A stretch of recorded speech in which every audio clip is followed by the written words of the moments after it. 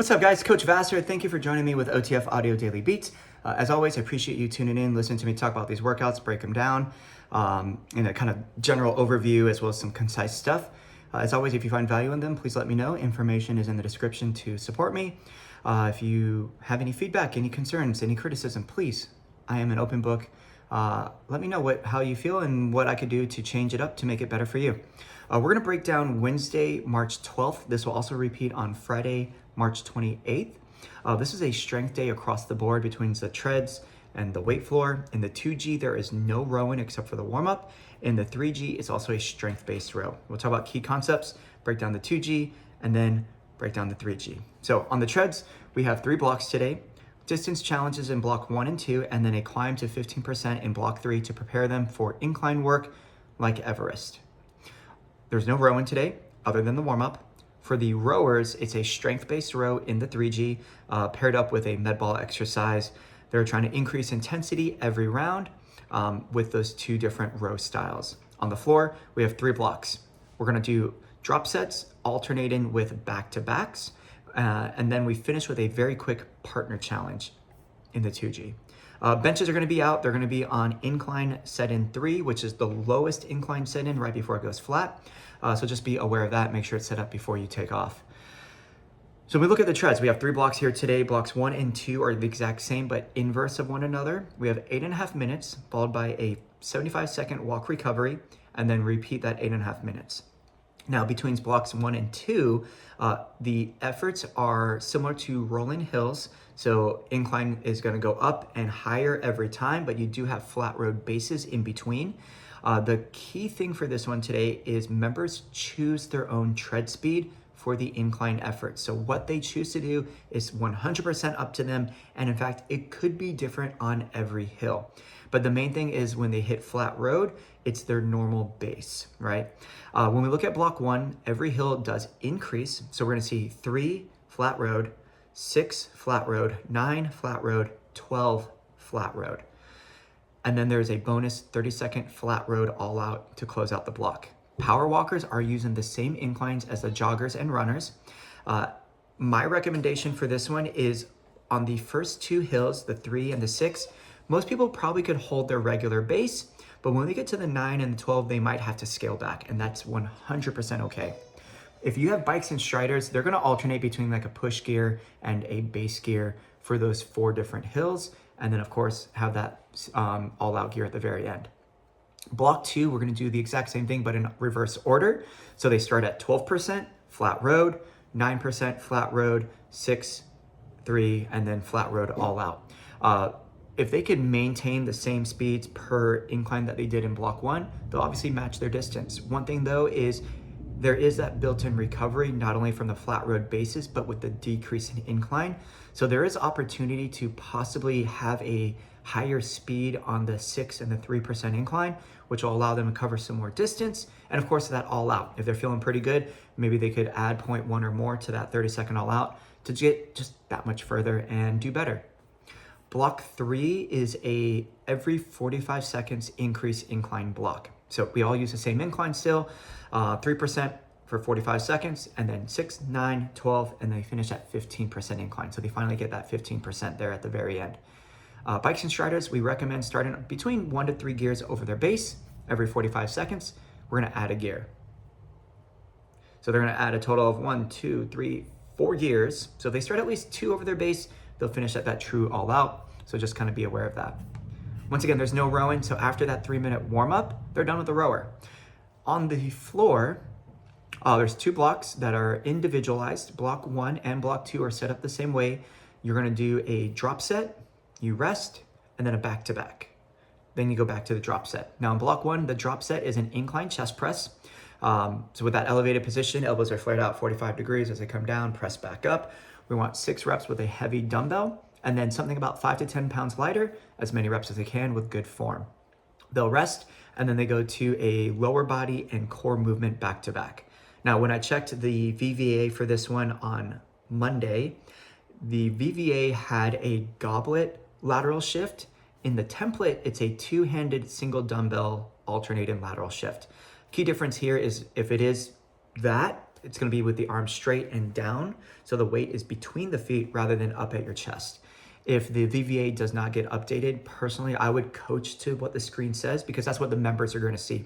And despite how many times you say, ignore the screen, don't look at that, don't do that, watch me, do what I'm doing, they're still going to do what the screen says. So if it has them in the goblet, have them do the goblet. If it gets fixed, make sure you update the VVA and do it with the weight down between the legs.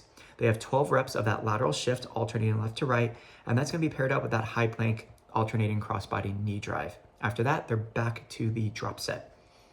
Block 2, same idea. The drop set's going to be lower body focused. They have two-handed single dumbbell squats, 6 reps, and then as many reps with slightly lighter weight.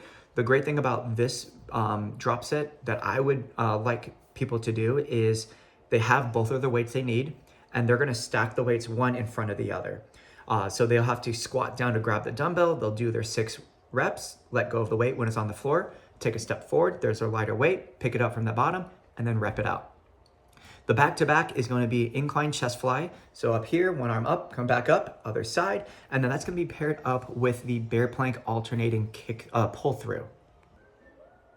We have the pull through. I had to pause the video really quickly, so hopefully the transition's not too weird. The bear plank alternating pull through was a new movement that was introduced back in February. I know on the Facebook groups, also on Reddit, people were very confused by this exercise because they see it on the template and they assume it's with a dumbbell because we've done plank dumbbell pull throughs, but this is a body weight exercise. I first saw it with the fitness format called Animal Flow. They call it kick throughs, but essentially you start in that bear plank. As you pick up one hand, the pull through name comes from the pulling back of the elbow that people are supposed to do. So as they're here, they pick up one arm, they flare out the elbow as they pull and rotate, and then the opposite leg will kick through to the other side, and they want to pause in that position for a moment before they reset and come back. Look at the VVA ahead of time and recognize that it is not a bear plank kick through. It's not a high plank kick through. It is something completely different.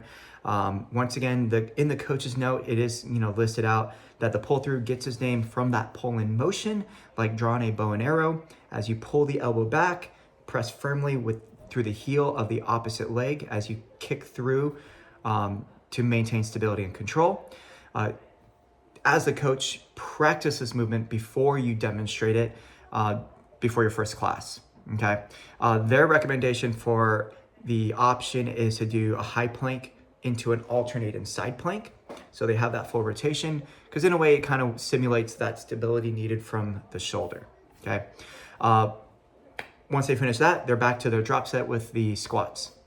Now, the third and final block, this is very short. This is their only partnered section. And people are going to be paired up with the person next to them. So stations 1 and 2, 3, 4, 5, 6, right? The first person, let's say it's me, I'm going to do 12 reps of a tricep extension from my strap. While I'm doing that, the person next to me who is on their own strap, they are going to do bicep curls until I'm done with my 12 reps. Once I've done 12 tricep extensions, I'm going to go and switch to bicep curls until my partner, who then goes to the tricep extension, they do 12.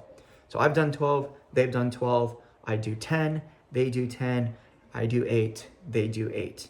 Most likely they'll probably only get through those 3 rounds because they only have 3 minutes. If they manage to get through that round of 8 and 8, they could take it down to 6 and 6. But at the 3-minute mark, when the treads go to that 15% incline, weight floor is going to drop and do knee push-ups for the final 45 seconds. If you have someone who is like the odd one out, they could do a team of 3 where one person is, a single person, and then the 2 people, they could be like one person as well. So once the 2 people have finished their rep count, then the other person goes. Once they've done, those 2 will switch it up. Or if you have someone who refuses to work with anyone, they could just do equal amount of reps from both movements. So do 12 extensions, 12 curls, 12 extension, 8, 10 and 10, 8 and 8, okay? That's the 2G. No rowing, like I said. But when we look at the 3G, we're gonna see 2 blocks across the board, 6.5 minutes for each of them, 90-second recovery in between. On the tread side, it is just the roll and hill work, but the inclines do change. We're gonna see 4, 8, 12, and then a 15% at the very end for their 30 seconds of work. So instead of getting a flat road all out, the incline is what should make it feel like an all out effort. After 6.5 minutes, they check their distance, and then they're gonna do the opposite. The key thing here, the opposite is the 1 minute efforts are gonna be flipped around. So they're gonna see 12, 8, 4 flat roads after each one. After the last flat road, then they crank it back up to a 15% incline for the final 30 seconds. For the 3Gs, this would be a very tough one to try to improve on that second one, knowing that they're gonna finish at a higher incline. So if they are able to increase anything, it's gonna be maybe that 4% incline, or maybe it's a higher base that they try to maintain, okay? When we look at the rower, we're gonna see a 200-meter row in block 1, 22 to 26 strokes per minute, and that's gonna be paired up with the split squat hold with the angled press. So they split their stance, they lower down into that deep lunge position, they hold that, med ball's at the chest, and it's gonna press up and out to a 45 and then back down. 6 reps, they switch your legs, hit the other side. If that squat hold position doesn't feel great on the knees, they could do like a squat, stand up, and then press, or just take the lower body out completely. Block 2, it's a 20-stroke row, and the goal is to increase intensity each round, and that's gonna be paired up with a split squat torso rotation. So this is the one where they're actually gonna go down and up, but when they lower down, they'll then rotate over that front leg, then come back up, come back down, rotate on the same side, 6 per side. As they repeat their row, have them reset their screen, try to improve on that distance, because generally that means a increase of output to make them travel further, hopefully. On the weight floor, the first block is just drop sets. So we're gonna see the 2 drop sets from the 2G. So they have chest press, drop set, and then dumbbell squat, drop set, rinse and repeat. The partner work is slightly different. Rather than having decrease in reps, it's always 10 reps, but they're gonna do 10 reps of a tricep extension right into a 10 rep bicep curl, then we tag and switch. The other person, they are going to do that lateral shift that we saw in the 2G until the other person is done. So I'm doing my 10 tricep extensions, 10 bicep curls, person next to me doing lateral shifts. I finish my 10th curl, I pick up my dumbbell, I start doing lateral shifts while they do 10 reps of extensions, 10 reps in curls. This is a longer block. That's also why people are doing both strap movements before they swap out. And then they finish with 30 seconds of knee push-ups. Same thing if people don't wanna, pair up, if they wanna fly solo, cool. Do 10 reps of extensions, 10 reps of curls, and then have them do, I would say maybe about 15 to 20 lateral shifts, because it's about the same amount of time most likely to complete. And they'll just alternate between that. That's it for this Wednesday, March 12th workout. As always, appreciate you tuning in. Any feedback, let me know. Otherwise, you guys got this. Coach it down.